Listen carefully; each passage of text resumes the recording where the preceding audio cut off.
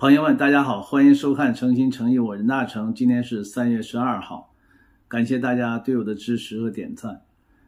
我们今天聊的话题是援乌飞机为什么没有到位？西方在等待什么？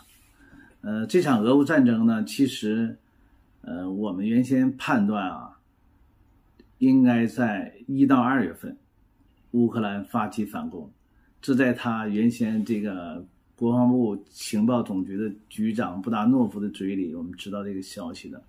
而且那个时候有几个条件，第一呢，就是地面已经冻结了，还有呢，这个俄罗斯动员的新兵可能也没太准备好，等等这个因素吧，那是一个发起反击的很好的时机。但是呢，这个拖到了现在，我发现这个俄乌战争呢，这个无论在中文简中网上，还有这个国际媒体，都是一个叙事版本加另外一个。那么这个叙事版本就是这个要接收坦克、飞机，应该培训等等，大家也接受了这样的逻辑，总是逻辑自洽。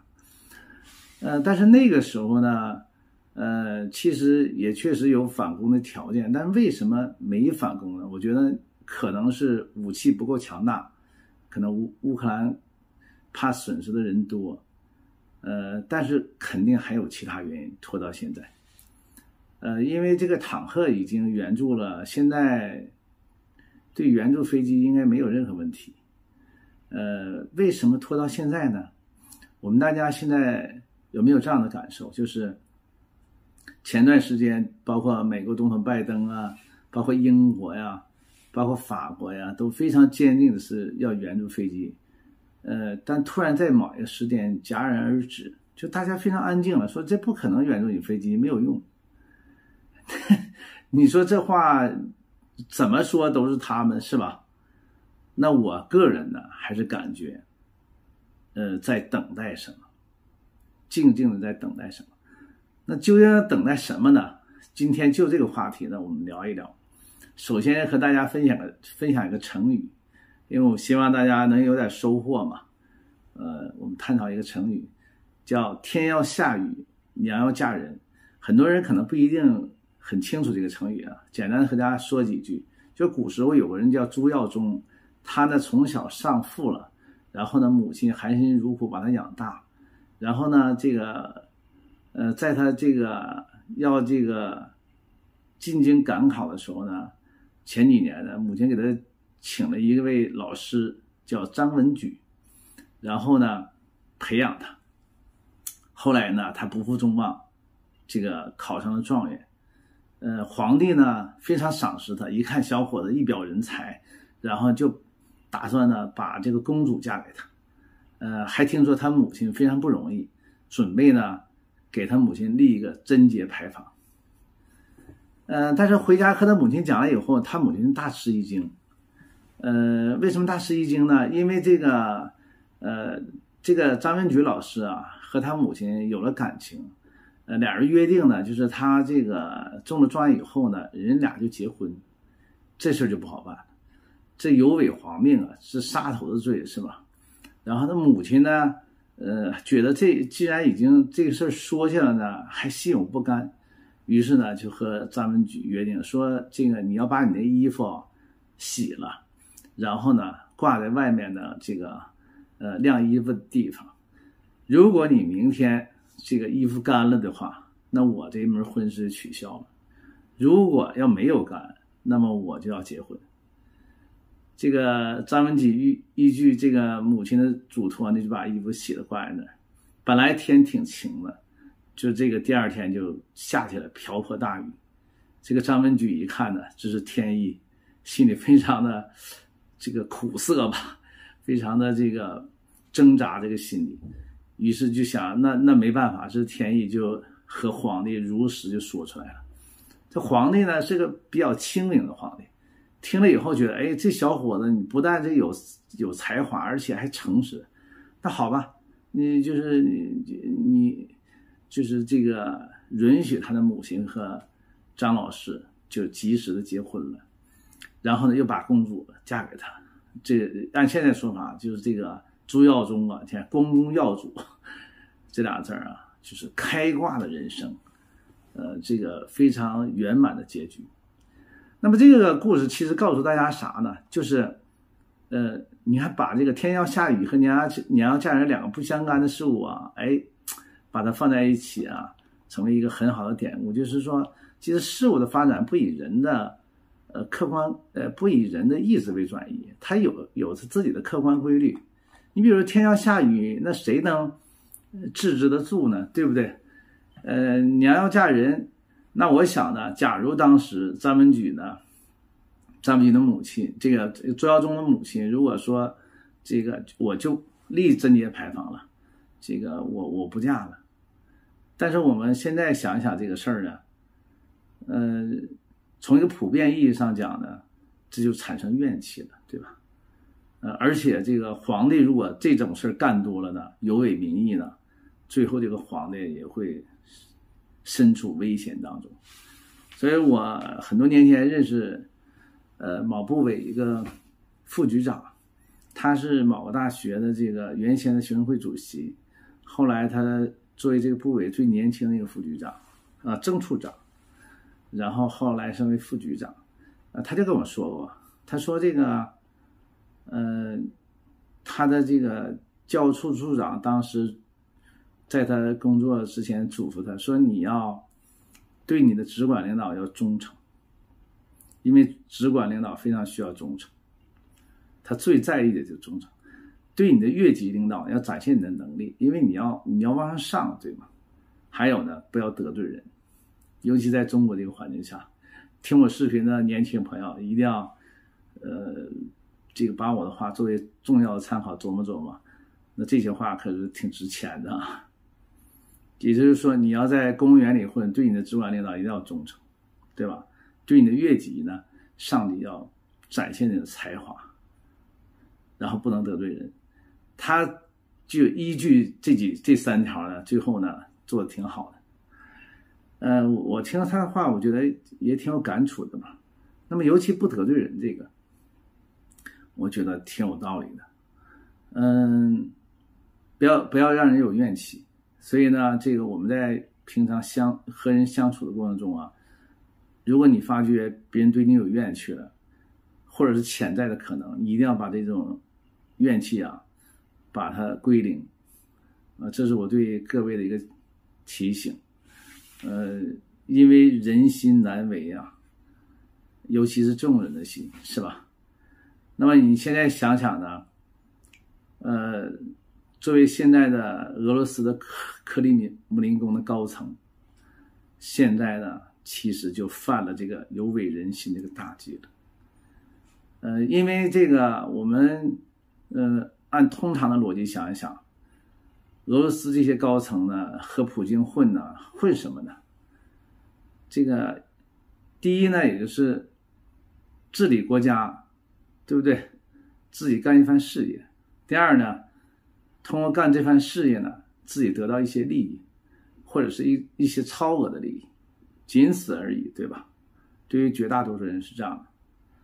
但是现在呢，这个普京呢，只有很少的几个人知道这个事儿，却把国家带入到一个大火坑里面。那么所有人面对的目标就变了，变什么了呢？就是和世界所有国家对抗，几乎所有国家，对吧？而且最强大的国家对抗也对抗了，最后呢，对抗进法院了，对吧？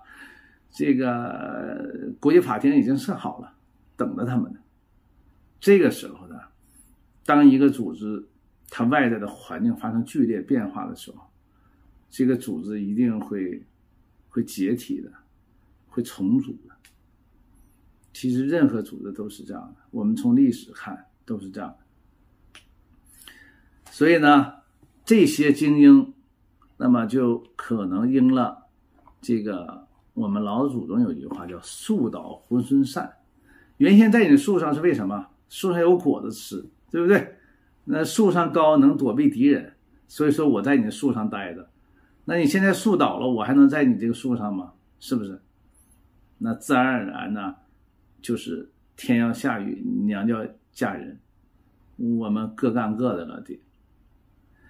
所以呢，今天分享几条新闻呢，我们这个探讨一下这个西方在等什么。日前呢，俄罗斯的外长拉夫罗夫3月10号表示，美西方正在对俄实施混合战争。那么我们原先也讲过，这场战争它并不是单一的战场上的热战。那么甚至这种把俄罗斯踢出 SWIFT 系统石油的限价以及这个高科技的封锁，以及这个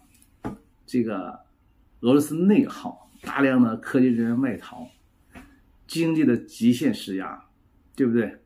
网络的宣传，这是一个混合战争。拉夫罗夫说的没错。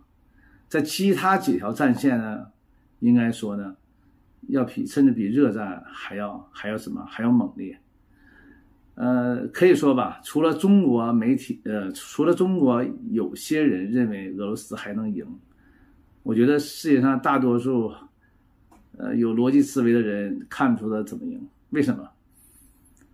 因为还是我原先的话，经济上不是一个量级的，军事上也不是一个量级的，对吧？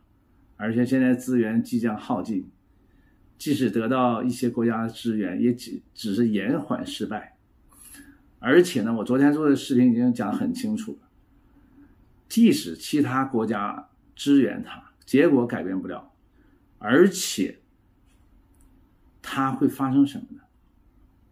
其他国家援助的越多，俄罗斯败得越惨，因为后面的其他国家也都不是很富，对吧？也是通过各种贸易间接的方式援助你。那么也就是说，那他让你打的时间越长，你是不是输的越彻底？是不是这样一个逻辑呢？对不对？那所以说拉夫罗夫呢，包括前段时间普京都讲了俄罗斯要解体等等，他们都已经看到这一点，对吧？还有呢，这个波兰媒体报道，俄罗斯4个地方，哪4个地方呢？这个一共有4个地区在网络上进行脱离俄罗斯投票，网络投票，这是一种非正式的俄罗斯当然这个把这个网站封了，在外网上呢，在俄罗斯的外网上，一共560人投票，投票结果赞成脱离俄罗斯的这个数据是这样的：加里宁是72%，英格利亚66%，乌拉尔68%，西伯利亚63%，库班55%。也就是初步的投票显示呢，这个大多数人赞成脱离俄罗斯。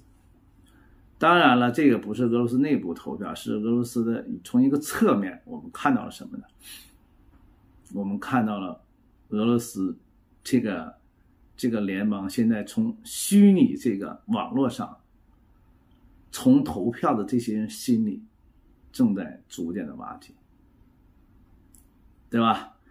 还有呢，这个昨天俄罗斯外交部的发言人玛利亚·扎哈罗娃，他们说的4夫1拔，我们非常熟悉这女发言人，接受了一个采访，她说什么了呢？她说这个克里姆林宫精英现在是内讧他们之间争斗，这个互相之间存在着很大的意见的分歧，而且呢，这个网络空间现在这个难于管控这种争斗。还有呢，就是这个自媒体呢，这个力量在俄罗斯非常强大，克里姆林宫现在关注不了这个自媒体，而且他这样一个发言呢，让这个国际媒体非常惊讶在哪？因为扎哈罗娃大家知道非常强硬的这个挺普京派吧，他为什么在这个时间说出这话呢？而且他说出这么敏感的话，当然有人分析他说出这个话可能对未来的某些事做铺垫，或者是这个给这个俄罗斯极端民族主义一个预期，对吧？就是说你们不要认为这个将来会怎么样啊，其实可能克里姆林宫也有它的难处等等。但是呢，在公共媒体这个展现出俄罗斯内部的这些信息呢，还是让外部很惊讶，因为它毕竟是一个管控的这个新闻有一些管控的国家。那我们这个和大家分享这些这个新闻以后呢，我们得出什么结论呢？也就是说这个俄罗斯这个现在它的内部在逐渐的瓦解，对吧？那么这种瓦解呢，是一个系统里面，整个在这个俄乌战争这个大的系统里面方方面面的作用的结果。那么我们现在逐渐看到越来越多的信息流露出来。那么在这种情况下呢，作为西方呢，我个人认为呢，可能会发生分歧。我指的西方的高层，比如说其中有两派嘛，美国一派，这个强硬的挺乌克兰，还有一派呢，是谁呢？是这个德国、法国，现在又加入英国。那么他们有可能是这样的，前段时间呢，也不是说有可能，我们说话有依据啊。英国首相苏纳克弄了一个协议嘛，大家记得吗？希望乌克兰谈判，并且呢，和乌克兰要签订一个和北约的安全保障协议，就是这个你谈完判以后，我们这个保障你安全，俄罗斯在攻击你的时候，我们会有一些保障。但乌克兰已经不相信这个了。但是从这件事儿流露出来，我们推测一下，是不是有这种可能？也就是说，当看到俄罗斯已经是强弩之末的时候，以德法这些欧洲国家，尤其是原先有些绥靖的国家，这些国家呢，他的想法就是不想死那么多人，对吧？然后能不战而屈人之兵，以这种方式解决。当然它不只是一个愿望，我相信西方现在紧锣密鼓的在底下，应该和情报界和俄罗斯联邦的精英和各加盟共和国的高层紧锣密鼓的在联系，他们应该有一定的情报支持来佐证自己这样一个观点，能够实现的概率会很大，对吧？才会做出这样的决策，就是我们先这个暂停，不给乌克兰的飞机，不给他那么多重型的武器，那看看能不能通过不战而屈人之兵的方式，俄罗斯内部出现变化，对啊，如果那样的话，这个事儿不就是解决了吗？对吧？乌克兰获得领土，俄罗斯退出去了，然后通胀回落了，大家都好，是不是有这样的考量？而且也有可能是一种有两种可能，一种是欧洲的愿望是这样，还有一种在底下有一种谈判也可能，就是俄罗斯的精英和欧洲的这些代表，你们不能援助他飞机，然后呢，我们在这面运作我们的事儿，对吧？如果我们这块呢运作成功了以后呢，这个事儿不就解决了吗？所以我通过这些信息和一种直觉吧，我个人认为呢，现在这个飞机停了的事儿呢，绝对是一个政治安排，而不是无缘无故的像表面解释的那样。拜登说这个乌克兰现在不需要飞机，那坦克过去了得需要飞机，那坦克过去了，顶上没有飞机护航，那坦克不就是铁罐头吗？对吧？这是常识，对吧？虽然说可能俄罗斯的这个单兵武器不太好啊，这个飞机攻击能力不太强啊，但毕竟是坦克要过去，飞机要配套的，对吧？所以说我认为呢，这个援助乌克兰飞机的戛然而止的停止，西方等待的就是不再屈人之兵这样的情况出现。那么当然啊，真正的这个事件啊，我想将来一定会呈现在我们的面前的。我们只是根据发生的事情把它链接在一起，然后呢做一个综合的分析。也许不是这样，好吧？